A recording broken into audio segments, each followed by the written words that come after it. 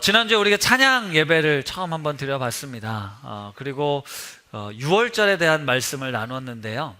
6월절이 얼마나 중요했냐 하면 하나님께서 6월절을 지키지 못한, 부득이한 사정으로 지키지 못한 사람들에게 다음 달이라도 꼭 지켜야 된다. 네, 이래서 두 번째 6월절을, 다른 절기들은 지나가면 할 수 없는데 6월절은 다음 달에 한 번 더 지킬 수 있게끔 해주셨어요. 그러니까 이스라엘이 애굽으로부터 구원을 얻어서 건짐을 받아서 6월절의 의미는 하나님께서 우리를 구원하신다는 의미가 있지 않습니까? 그게 너무너무 중요했기 때문에 6월절을 꼭 지켜야 된다. 아무도 빠지는 사람이 없어야 된다라고 이렇게 강조를 하셨습니다. 그게 6월절이 가지고 있는 의미예요. 그리고 출애굽, 우리가 이제 출애굽기나 오늘 이제 민수기를 배워가고 있지만 우리를 인도하시는 하나님의 이미지가 오늘 본문에 나오는 구름 기둥과 불 기둥에 잘 나와 있습니다.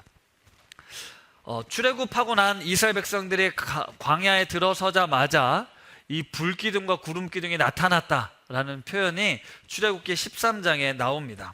그래서 낮에는 구름 기둥으로 밤에는 불 기둥으로 그들을 지켜주시고 인도해 주셨다라는 내용들이 나와요. 그리고 14장에 가보면요, 애굽 군대가 막 추격해 오지 않습니까?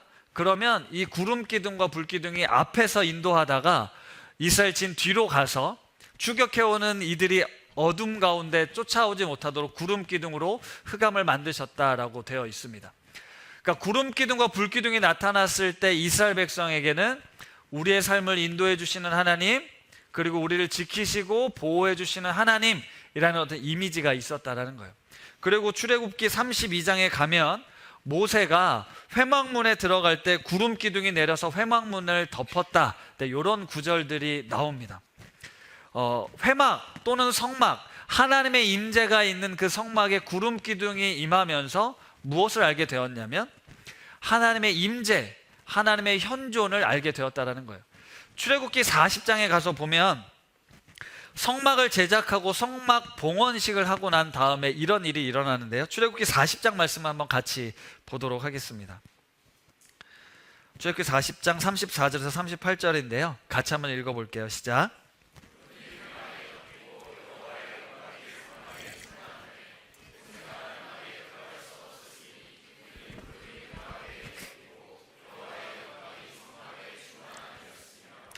구름이 성막 위에 떠오를 때는 자손이 그 모든 행진하는 길에 앞으로 나아갔고 구름이 떠오르지 않을 때에는 떠오르는 날까지 나아가지 아니하였으며 낮에는 여호와의 구름이 성막 위에 있고 밤에는 불이 구름 가운데 있음을 이스라엘 온 족속이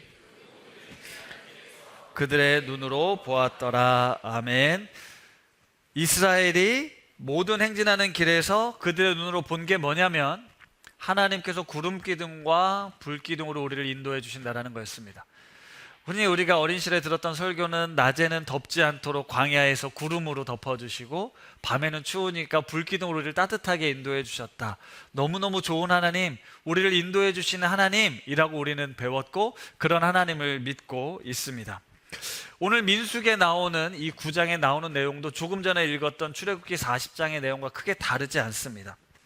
이스라엘 모든 백성들은 이 불기둥과 구름기둥을 통해서 하나님의 임재와 인도하심을 보았다라는 거죠. 차이가 있다면 민수기에는 불기둥이라는 표현이 나오지 않고 그냥 밤이 되면 불 모양 같은 것이 있었다라고 언급이 되어 있는데요. 우리는 그냥 구름기둥, 불기둥 생각하는데 그게 정확하게 구름기둥과 불기둥이 아니었을 수도 있겠다라는 생각을 해봤습니다. 그래서 제가 이제 챗 GPT한테 내가 좀 궁금하다, 어떤 모양이었을지가 너무 궁금하다 했는데 그림을 잘 표현을 못하는 것 같아요. 왜냐하면 성막 위에 구름이 막 뜨는데 이상한 그림이 나오고 제가 생각했을 때는 성막만이 아니라 이스라엘을 다 덮었을 것 같은데 그걸 도저히 표현을 해내지 못하더라고요. 왜 그랬냐면 우리 설교 모임 하면서 갑자기 불기둥이 사라졌다, 분명히 출애굽기는 불기둥이 나왔는데 이 불기둥 어디 갔냐 우리 찾자 뭐 이러다가 쓸데없이 답도 나오지 않는 거 가지고 한참 시간을 보냈는데요.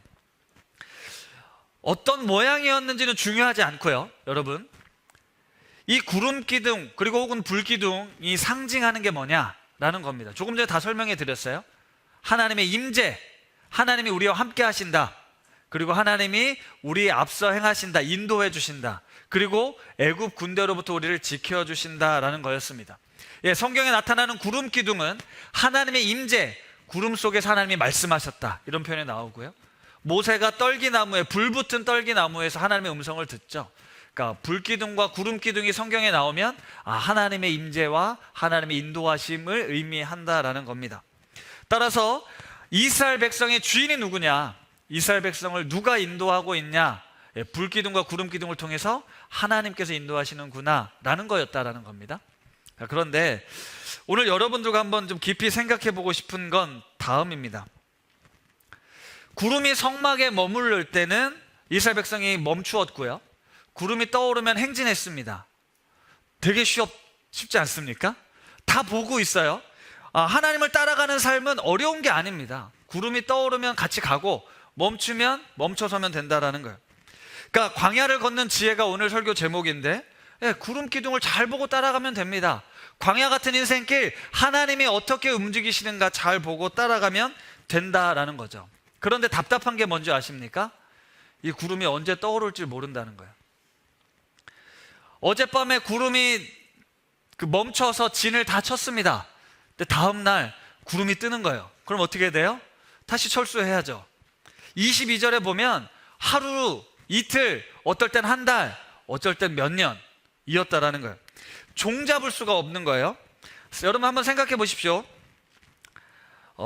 수많은 사람들이 모여 있다고 했죠. 장정만 60만, 최소한 200만 명 정도가 광야를 간다고 보면 이게 그들을 이끌어가는 게 쉽지가 않잖아요. 그래서 명확하게 구름이 뜨면 이동하면 되고, 멈추면 거기 멈추면 됩니다.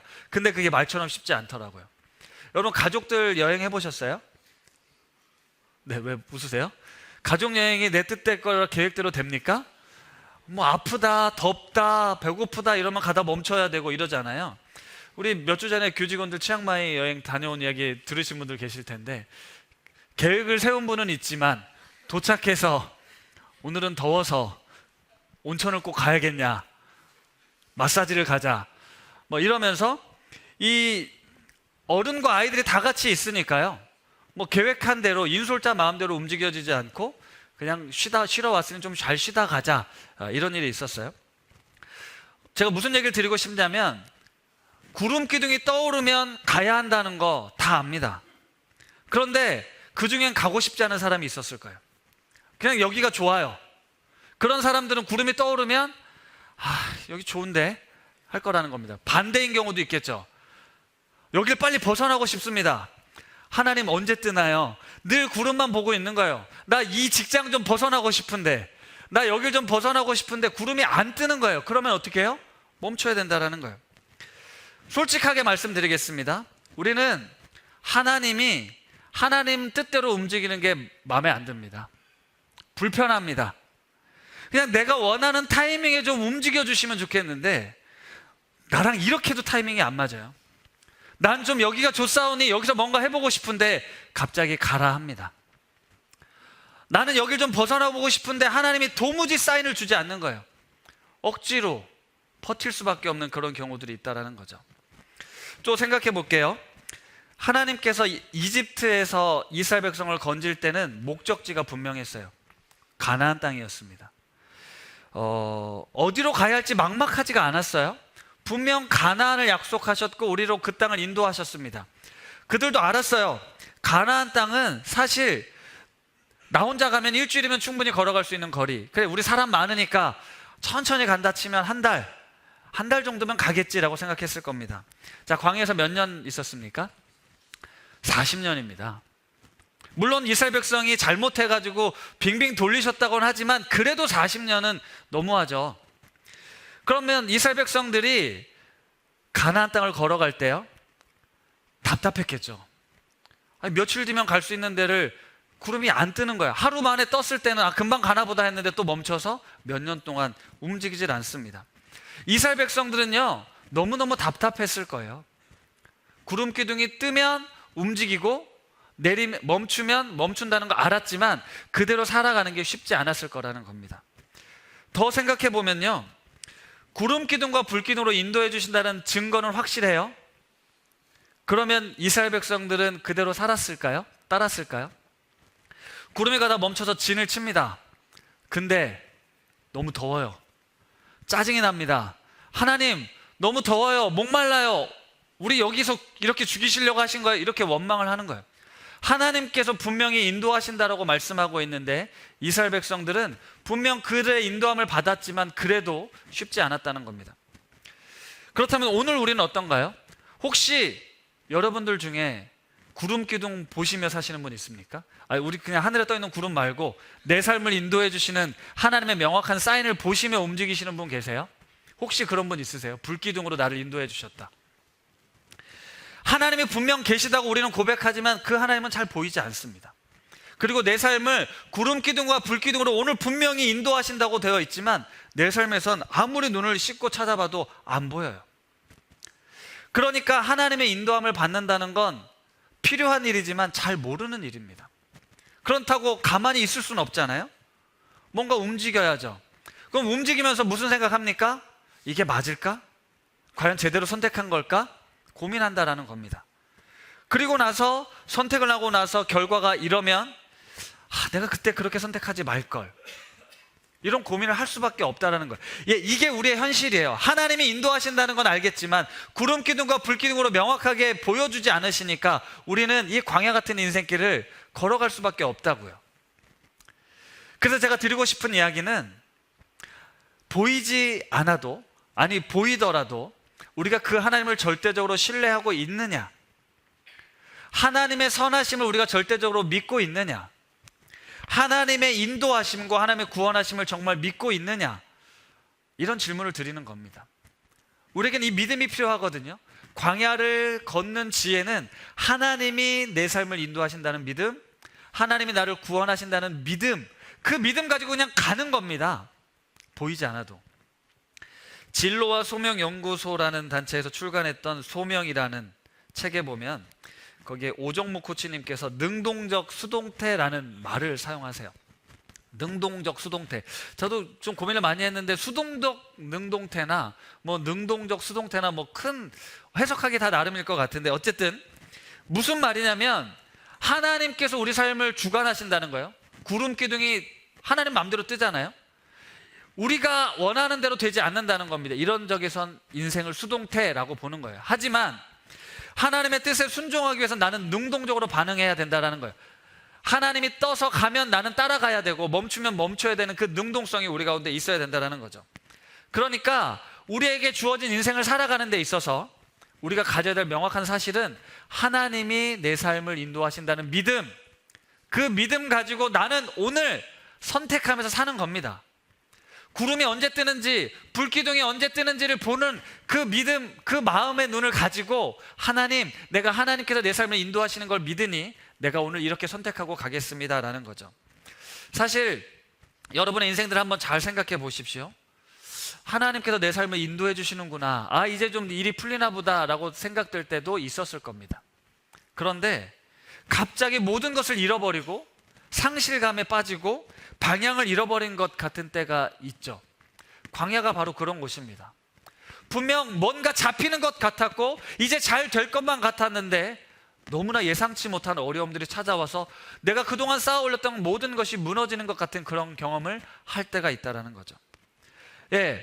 우리 여기 성도님들 50년, 60년을 살아오셨지만 그렇게 살아오시고 나면 내일 일을, 앞으로의 일을 이제 충분히 예측하실 수 있으시던가요?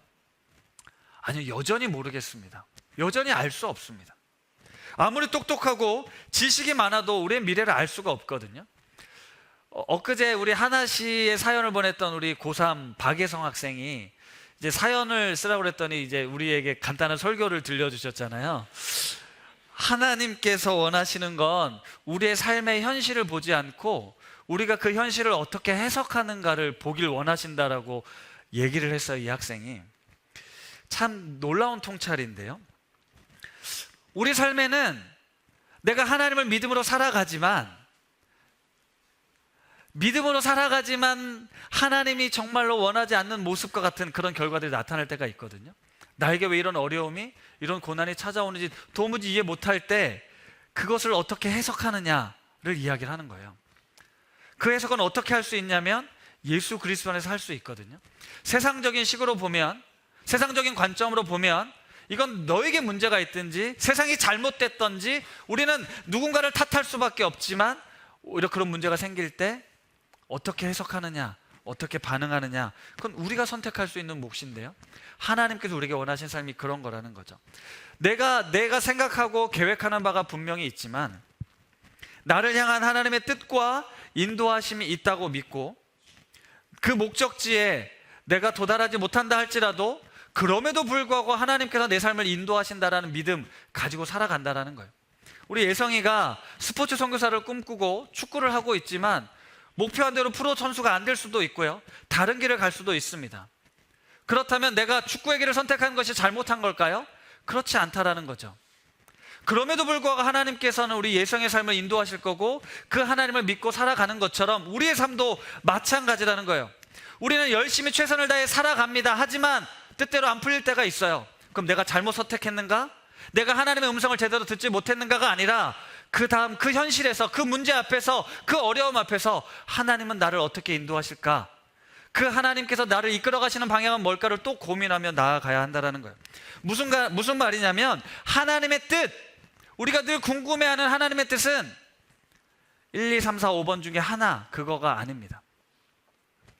우리가 하나님께 늘 관심을 두고 정답을 찾아가려고 노력하고 있지만 그 정답은요, 딱 하나만 있는 게 아니라는 거예요. 하나님도 마찬가지입니다. 네 인생에서 내가 원하는 길은 딱 하나야. 너 그거 못 찾으면 너 실패한다, 너 망한다, 어떻게 해서든 그 길을 찾아야 된다라고 말씀하지 않으세요. 하나님은 내 삶이 어떠하든지 간에 우리의 삶을 인도해 오신다는 거죠. 내가 뭔가 잘못 선택한 것 같아도 그 순간 그 자리에서 하나님, 당신의 뜻이 무엇입니까? 나를 어떻게 인도하기를 원하십니까? 라고 묻는다면 하나님께서는 거기서 또 길을 내시는 분이시라는 거죠. 저희 큰아들이 이번에 대학에 갔습니다. 궁금해하시는 분들이 많은데 대학에 합격은 했어요. 네, 오리엔테이션을 또 생각해보니까 오리엔테이션 가는 날 지각해가지고 제가 조금 역전까지 태워다 줬는데, 태워다 주고 가는 녀석을 보면서 제 대학 시절이 생각이 났어요. 저는 그때 되게 어리버리되고 고등학교 때까지 뭔가 되게 똑똑하게 잘 살아온 것 같았는데 내가 진짜 똑똑하지 못하다라는 걸 알고 1학년을 완전 엉망으로 보냈습니다. 몸도 아프기도 했고요.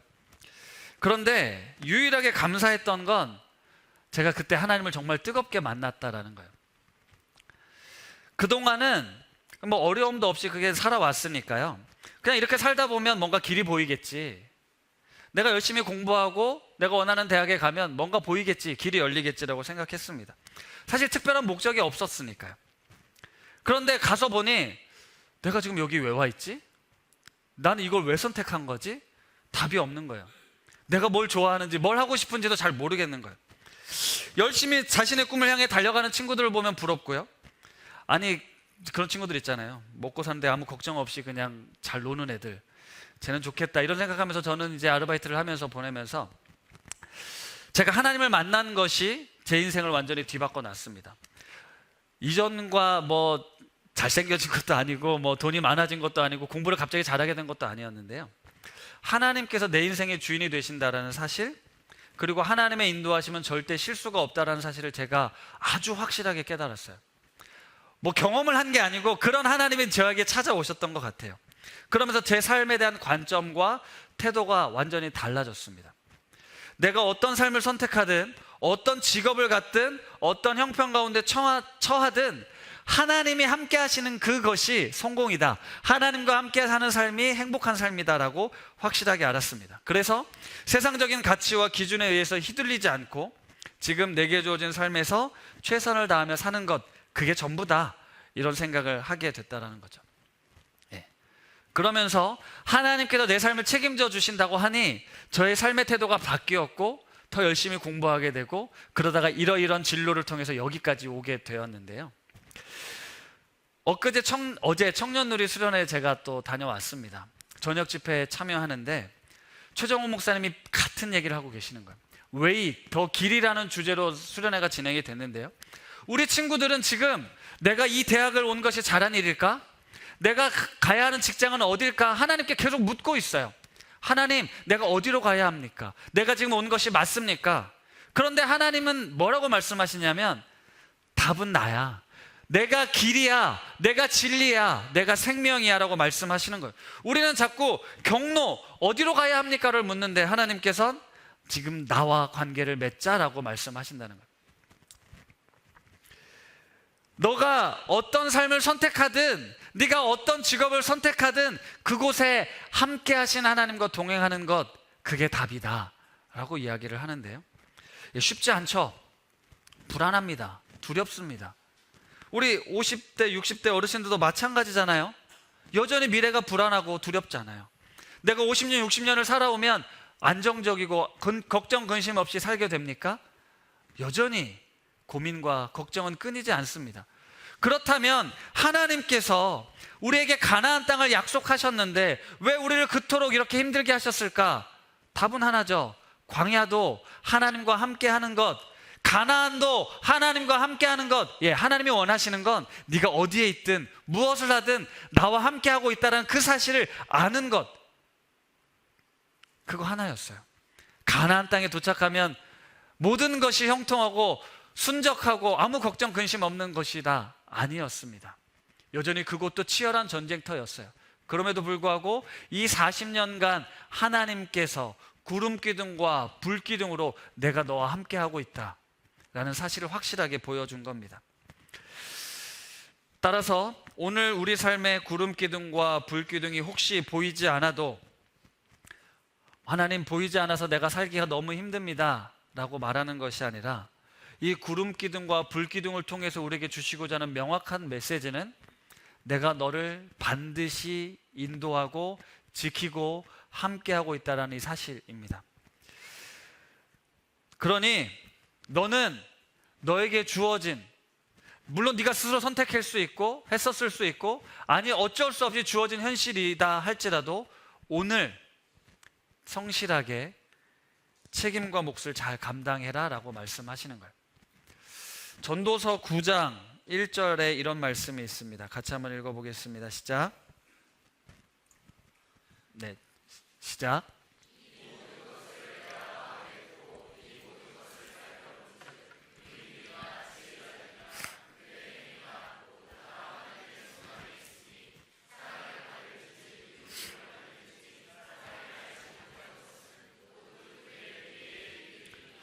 자, 이 말씀을 보면요, 우리에게 너희가 사랑을 받을지 미움을 받을지 사람이 알지 못한다. 왜냐? 미래의 일들이기 때문에. 그런데 앞부분에 보면요, 이 모든 것을 내가 마음에 두고 내가 이 모든 것을 살펴본 즉 지혜자들이나 의인들이나 그들의 행위나 모두 다 하나님 손에 있다. 전도자가 아는 건요, 미래의 일은 모르겠지만 이 모든 것이 다 하나님 손 아래 있다라는 걸 깨닫게 된 겁니다.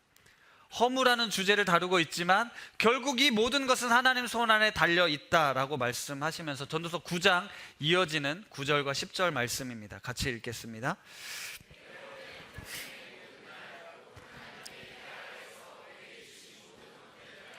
내가 사랑하는 아내와 함께 즐겁게 살지어다. 그것이 내가 평생의 해 아래에서 수고하고 얻은 내 몫이니라. 내 손이 이를 얻는 대로 힘을 다하여 할지어다. 내가 장차 들어갈 수월에는 일도 없고 계획도 없고 지식도 없고 지혜도 없음이라. 우리가 살아가는 인생이 허무하기도 하고 헛되기도 한 그 인생에서 우리가 살 수 있는 건 뭐라고요? 그냥 지금 네 옆에 있는 이들과 함께 사랑하며 행복하게 잘 살아라, 그겁니다. 그리고 내 손이 이를 얻는 대로 힘을 다해 해라. 힘을 다해서 하면, 내가 열심히 노력하면 나중에 뭐가 주어집니까? 그게 아니고요, 지금 네가 할 수 있는 그 일을 최선을 다해서 해라 라고 말하는 거예요. 지금 내가 있는 자리, 내게 맡겨진 역할들 그냥 그거 열심히 해. 그리고 너에게 주어진 사람들과 행복하게 잘 살아. 그게 다야 라고 말씀하시는 거거든요. 그게 전도서의 주제가 카르페 디엠이었죠. 오늘을 감사함으로 살라는 것. 지금 이스라엘 백성들에게 하나님께서 민수기를 통해 그리고 구름 기둥과 불 기둥을 통해 주시는 메시지도 이와 다르지 않습니다. 오늘 민수기 9장 23절에 이런 말씀이 나와요. 같이 읽겠습니다. 곧 그들이 여호와의 명령을 따라 진을 치며 여호와의 명령을 따라 행진하고 또 모세를 통하여 이르신 여호와의 명령을 따라 여호와의 직임을 지켰더라 라는 겁니다. 하나님, 여기서 멈추라고 하면 진을 쳤고요, 또 가자 그러면 갔고요, 그러면서 여호와의 명령을 따라 여호와의 직임을 지켰다. 이스라엘 백성들이 각자 해야 되는 일들이 있었어요. 그리고 그들의 일상을 날마다 살았습니다. 그냥 하나님께서 이끄시는 그 삶에 내가 해야 되는 목, 오늘 이 시기에 내가 감당해야 될 그 몫을 감당하며 살았다라는 말씀이에요. 잘 생각해 보십시오. 여러분의 미래, 여러분의 앞날, 그 누가 확신할 수 있습니까? 하나님을 믿으면 내가 원하는 꿈, 바라는 꿈대로 이루어집니까? 그래서 하나님을 믿으시는 건가요? 하나님은 우리의 인생을 우리가 어떻게 해석하기를, 어떻게 반응하기를 원하시는데, 그게 무엇이냐면 내가 함께하고 있다는 그 믿음. 그래서 광야 같은 인생길에서 네가 넘어지고 실패하고 사단의 종로로 타게 될지도 모르지만 내가 함께하고 있다는 사실을 기억하고 악에 빠지지 말고 내가 원하는 삶, 내가 기뻐하는 삶, 내가 너에게 바라는 삶을 살아내라 라고 말씀하고 있다는 거예요. 잠언 3장 5절에서 6절에 이런 말씀이 있습니다. 너는 마음을 다하여 여호와를 신뢰하고 내 명철을 의지하지 말라. 너는 범사의 그를 인정하라. 그리하면 내 길을 지도하시리라. 아멘. 여기에 보면 너의 명철을 의지하지 말라고 했다고 해서 아무것도 안 하라는 뜻이 아닙니다. 의지, 내가 해야 될 몫을 하지만 그것을 의지하지 말아라. 내가 알고 있는 것, 내가 경험한 것이 전부가 아니다. 너는 마음을 다하여 여호와를 신뢰하고 범사의 그를 인정하라. 무엇입니까? 하나님께서 주인이시다, 하나님께서 다스리신다, 그걸 인정하고 너의 명철, 네가 가지고 있는 지식, 네가 가지고 있는 능력을 의지하지 말아라 말씀하는 거예요. 우리는 우리의 마음을 다하여 그분을 신뢰하면서 내가 가지고 있는 은사, 재능, 지식, 경험을 가지고 최선을 다해 살아야 합니다. 하지만 그 모든 것을 주관하시는 분은 하나님이십니다 라는 고백이 있어야 한다는 거죠. 오늘날 구름기둥과 불기둥, 예수 그리스도를 의미합니다. 주님께서 내가 곧 길이요 진리요 생명이니 나를 따르라 말씀하셨죠. 광야 같은 인생길을 걷는 지혜는 바로 예수 그리스도를 따르는 건데요, 요한복음 13장부터 17장까지는 유월절 어린 양이 되셔서 십자가에 달려 죽기 전 예수님의 긴 고별 설교 내용이 나옵니다. 이 13장부터 17장이 긴 고별 설교인데 13장 1절에 이렇게 말씀이 나옵니다. 같이 읽습니다. 유월절 전에 예수께서 자기가 세상을 떠나 아버지께로 돌아가실 때가 이른 줄 아시고 세상에 있는 자기 사람들을 사랑하시되 끝까지 사랑하시니라. 이렇게 말씀하시면서 내가 끝까지 너희들을 사랑했다라고 말씀하십니다. 예수님이 하늘에 올라가시면서 내가 세상 끝날까지 너희와 항상 함께 하겠다라는 약속도 주셨죠. 그런데 예수님이 곧 십자가에 달려 죽으시니까 보혜사 성령님을 우리에게 보내주시겠다라고 말씀하시죠. 요한복음 14장 6절에는 예수께서 이르시되 내가 곧 길이요 진리요 생명이니 나로 말미암지 않고는 아버지께로 올 자가 없다라고 말씀하시면서 스스로 아버지께로 가는 길이 예수 그리스도 자신임을 우리에게 명확하게 보여주셨습니다. 하지만 그분이 이제 죽으시고 부활하셔서 승천하시면 그분이 또 보이지 않잖아요. 보이지 않지만 우리와 함께 하시는 성령님을 보내주셔서 오늘 우리에게 이렇게 말씀하십니다. 요한복음 14장 27절입니다. 같이 읽습니다.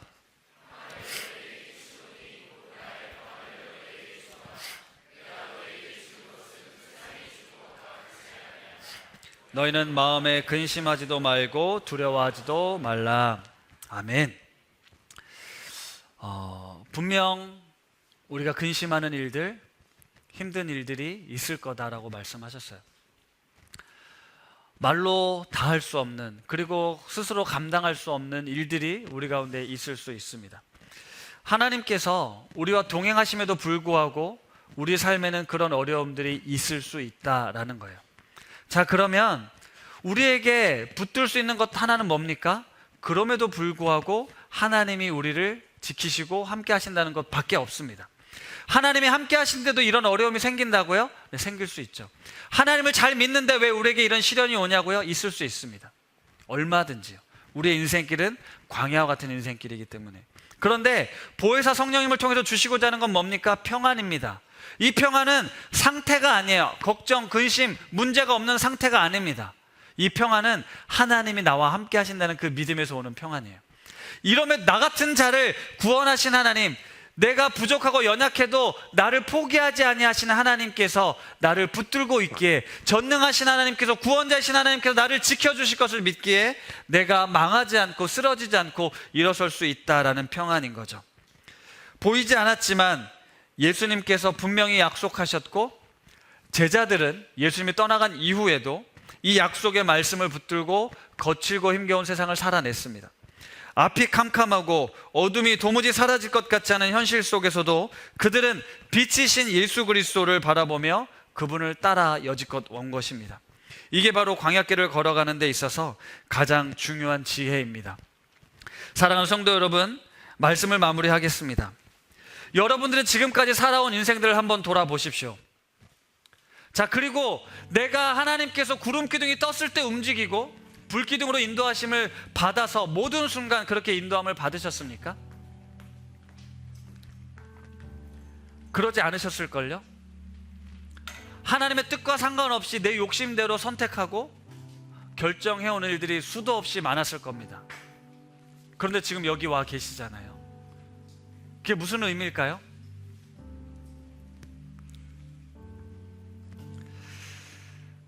어떤 경로를 네가 선택하느냐, 하나님이 우리에게 그것을 원하시는 게 아니라 네가 어떤 경로로 가 있든 나와 관계를 맺고 있느냐, 우리 하나님이 원하시는 건 이게 전부입니다.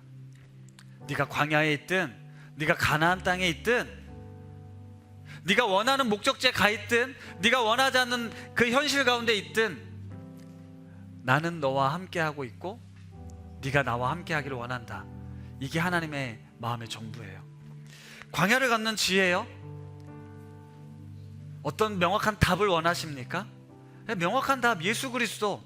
근데 그 예수 그리스도를 믿고 따라간다라는 것, 그건 또 다른 문제죠. 또 다른 어려움입니다. 그래서 우리는 이곳에 나와 하나님의 말씀을 듣고요, 매 순간 하나님 앞에 엎드려서 무엇을 원하시는지, 무엇을 바라시는지를 묻는 겁니다. 그리고 들리지 않고 답답할지라도 오늘을 살아내야죠. 내가 오늘 해야 할 일들을 하는 거죠. 예측할 수 없는 우리 인생길에 우리가 확실한 건 하나님이 내 삶을 가장 잘 아시고 그분은 선하시며 그분은 지금 나와 함께 하신다는 이 사실, 이것에 대한 신뢰, 이것에 대한 믿음이 필요합니다. 그러면서 내 인생길에 내 뜻대로 내 마음대로 되지 않아도, 절망과 원망하고 속상하고 힘들어도 그 속에서 나를 향한 하나님의 선하신 뜻을 발견하고 해석하고 반응하면서 오늘 우리와 함께 하신 하나님이 우리에게 주시고자 하는 참된 평안과 기쁨을 맛보아 누리시는 우리 성도님들 다 되실 수 있기를 간절히 바랍니다.